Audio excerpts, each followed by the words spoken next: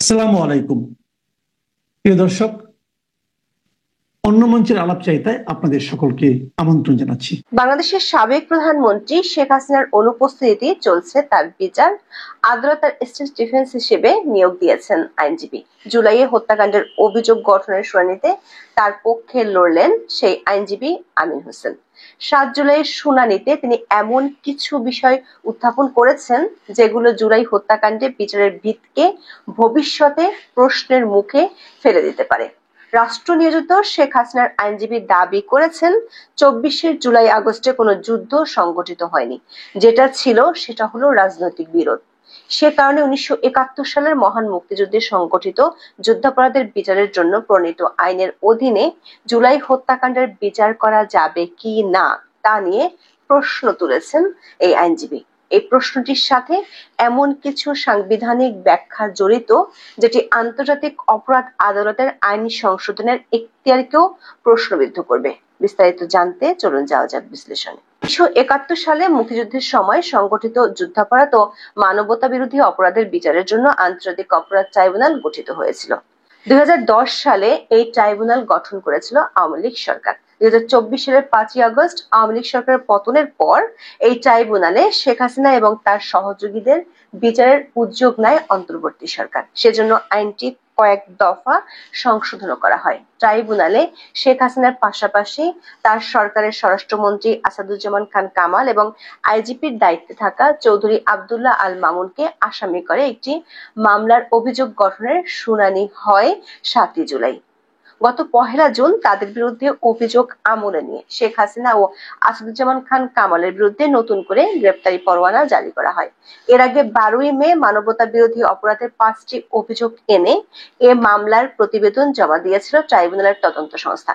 সেখানে শেখ হাসিনাকে জুলাই আগস্টের নৃশংসতার মাস্টারমাইন্ড, হুকুমদাতা ও সুপেরিয়র কমান্ডার হিসেবে বর্ণনা করা হয়। ওই দিন ট্রাইব্যুনালের চিফ প্রসিকিউটর মোহাম্মদ তাজুল ইসলাম সংবাদ সম্মেলনে জানিয়েছিলেন, শেখ হাসিনার বিরুদ্ধে তদন্ত প্রতিবেদনে 5টি অভিযোগ আনা হয়েছে। এর মধ্যে প্রথম অভিযোগটি হলো শেখ হাসিনার বিরুদ্ধে মানবতা বিরোধী অপরাধে উস্কানি ও প্ররোচনা দেওয়ার অভিযোগ। তাজুল ইসলাম বলেছিলেন, 14 জুলাই প্রেস কনফারেন্সে আন্দোলনরত শিক্ষার্থীদের রাজাকারের বাচ্চা, রাজাকারের নাতিপুতি বলেছিলেন শেখ হাসিনা। বলার মধ্য দিয়ে তাদের বিরুদ্ধে রাষ্ট্রীয় বাহিনীগুলোকে লেলিয়ে দেওয়া হয়েছিল। পাশাপাশি আওয়ামী লীগ, যুবলীগ, ছাত্রলীগ ও সহযোগী বাহিনীর অক্সিলারি ফোর্স হিসেবে অস্ত্রশস্ত্র নিয়ে আন্দোলনকারীদের উপর ঝাঁপিয়ে পড়ে হত্যা করে, আহত করে এবং অন্যান্য মানবতা বিরোধী অপরাধ করে। শুনানিতে রাষ্ট্র নিযুক্ত আইনজীবী আমির হোসেন বলেন, 1971 সালে মুক্তিযুদ্ধের সময় 30 লাখ বাংলাদেশিকে হত্যা ও 2 লাখ মা বোনের ইজ্জত নষ্ট করা হয়েছিল। সে সময় সংগঠিত মানবতা বিরোধী অপরাধের বিচারের জন্য এই আন্তর্জাতিক অপরাধ ট্রাইব্যুনাল আইন করা হয়েছে। 2024 সালে দেশে কোনো যুদ্ধ হয়নি, এমন আন্দোলন আরো হয়েছে। তাই এ আইনে জুলাইয়ের মতো ঘটনার বিচার করা যায় না। দর্শক, 1973 সালের আইনটিতে 19টি ধারায় সংশোধনী এনে সরকার 2024 সালের 24 নভেম্বর এ সংক্রান্ত অধ্যাদেশ জারি করে। 1973 সালের আইনটি করা হয়েছিল 71-এর স্বাধীনতা যুদ্ধের সময় সংগঠিত অপরাধগুলোর বিচারের জন্য। রোম সংবিধি সহ আন্তর্জাতিক আইনগুলোর বিধান অনুযায়ী এ ধরনের আইনের জন্য শর্ত হলো অবশ্যই যুদ্ধ সংগঠিত হবে। কোন সাধারণ রাজনৈতিক বিরোধ সংঘাতকে এই আইনের আওতায় দেখার সুযোগ নেই বলে মনে করেন বিশেষজ্ঞরা। এই প্রশ্নটি মূলত আদালতে তুলেছেন আইনজীবী আমির হোসেন।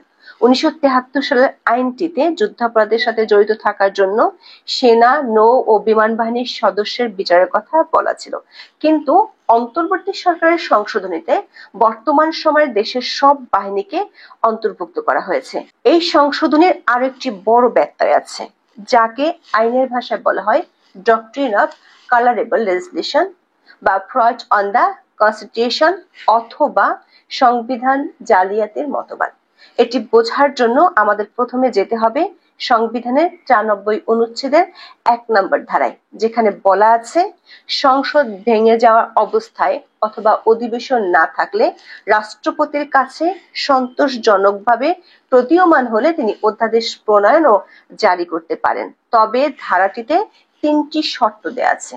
এই শর্ত তিনটির মূল কথা হলো, সংসদ না থাকলে রাষ্ট্রপতি এমন কোনো অধ্যাদেশ করতে পারেন না যেটি সংবিধানের অধীন সংসদের আইন দ্বারা আইনসঙ্গতভাবে করা যায় না এবং সংবিধানের কোনো বিধান পরিবর্তিত বা রহিত হয়ে যায়। অর্থাৎ সংসদ না থাকলে সংবিধানের 93 অনুচ্ছেদ অনুযায়ী রাষ্ট্রপতির অধ্যাদেশ জারির ক্ষমতার সীমাবদ্ধতা আছে।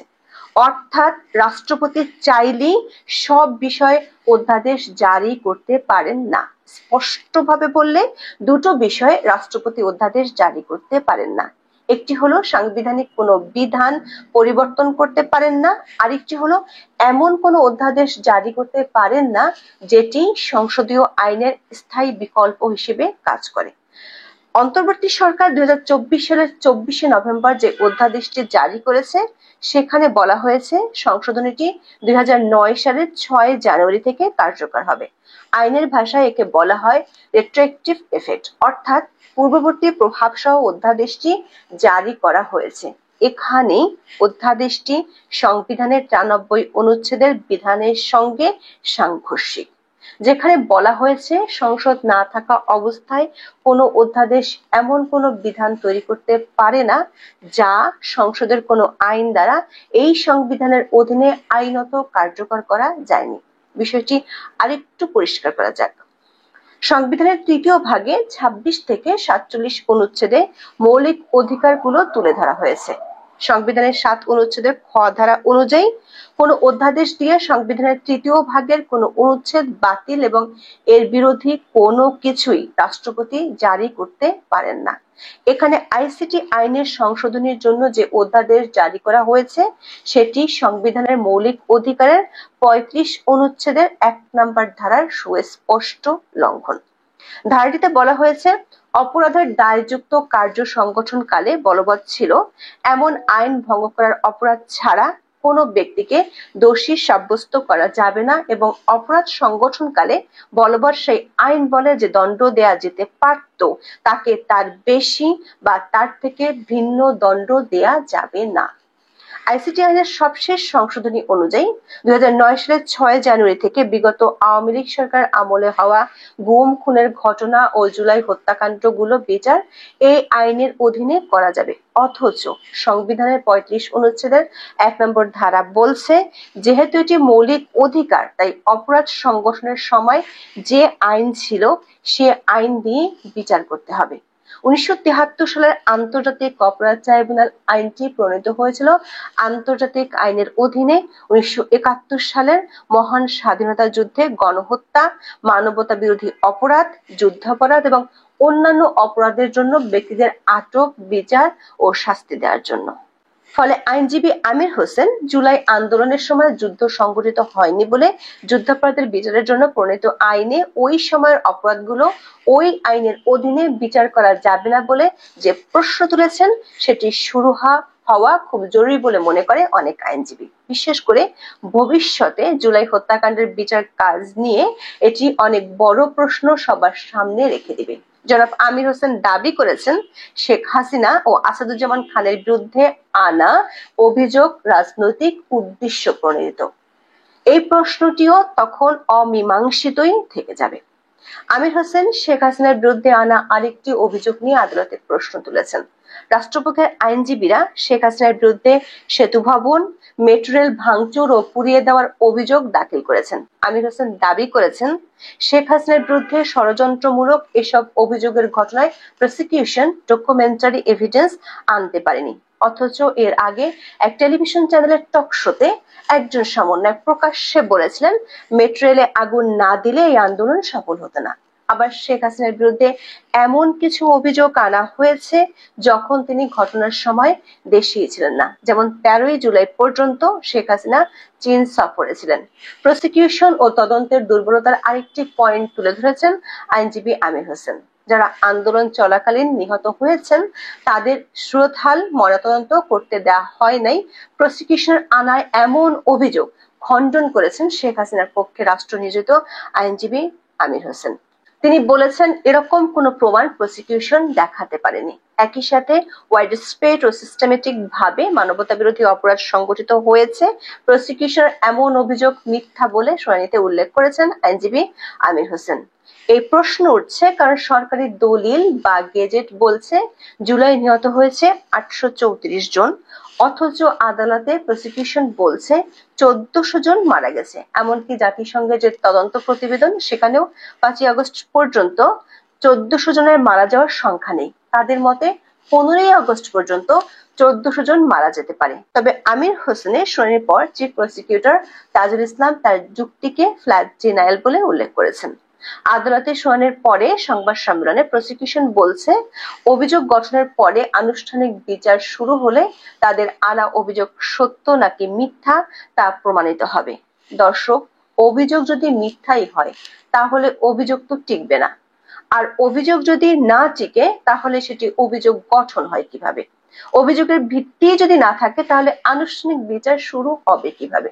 তারও আগে জুলাই হত্যাকাণ্ডগুলোর স্বচ্ছ বিচারের জন্য গুরুত্বপূর্ণ হলো এই বিচারের সাথে জড়িত আইনি ও সাংবিধানিক জটিলতার প্রশ্নগুলোর শুরু হওয়া। ট্রাইব্যুনাল আগামী 10ই জুলাই অভিযোগ গঠনের আদেশের দিন ঠিক করেছেন। হয়তো সেদিন আদালত এ ব্যাপারে ব্যাখ্যা দিবেন। গত 19শে জুন আদালত অবমাননার মামলায় সাবেক প্রধানমন্ত্রী শেখ হাসিনা ও ছাত্রলীগ নেতা শাকিল আলম বুলবুলের বিরুদ্ধে আদালত অবমাননার মামলা পরিচালনার জন্য আইনজীবী আমিনুল গনি টিটুকে স্টেট ডিফেন্স কাউন্সিল হিসেবে নিয়োগ দেওয়া হয়েছিল। তবে তিনি ছিলেন শেখ হাসিনার ঘোরতর শত্রু। 10 মাস আগেই তিনি শেখ হাসিনার ফাঁসি চেয়ে ফেসবুকে স্ট্যাটাস দিয়েছিলেন। এমন বিতর্কের পর 25শে জুন আন্তর্জাতিক অপরাধ ট্রাইব্যুনাল তাকে প্রত্যাহার করেন। ওই দিনই নতুন আইনজীবী নিয়োগ দেওয়া হয় আইনজীবী আমির হোসেনকে। এখন এ পর্যন্ত, সবাই ভালো থাকুন,